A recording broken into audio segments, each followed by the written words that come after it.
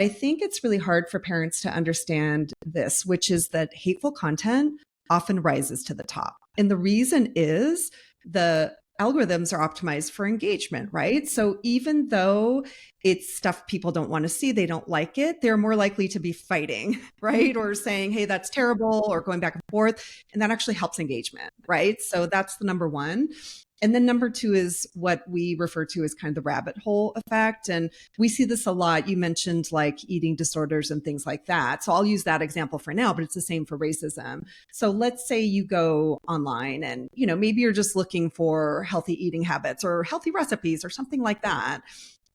The algorithms will feed you more and more of that type of content, right? But that's not enough. It's going to get more extreme. It's going to get more varied to keep you on longer. So soon you'll be seeing, thigh gap challenge tips and ultimately, pro anorexia tips, at the very end of that rabbit hole. So I think the same thing happens with racist content, right? And if you're already in a marginalized community and maybe lingering on that content a little bit longer because it has to do with your specific community, you're going to be fed more of that, which is terrible because that becomes an echo chamber that you think is real, where it's really just the algorithms like prioritizing that and making it feel like that's the world, but that's not the world. Yes, anything with high emotion, the algorithm's going to show more of. And I think what's hard is that now, because kids have their phone everywhere, they're seeing this content at home, at school, Yeah.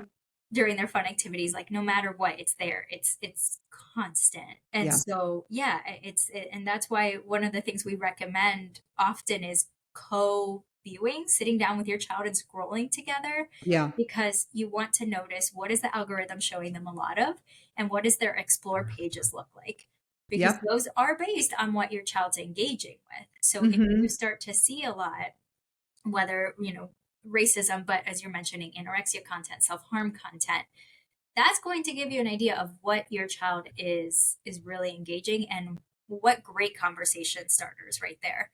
Yeah. You don't want to be judgmental, you don't want to get them in trouble, but wow, like I noticed, your explore page had a lot of things about, the thigh gap or dieting, and so I think that's where parents can kind of use that to their advantage to show them what is my child spending a lot of time engaging with.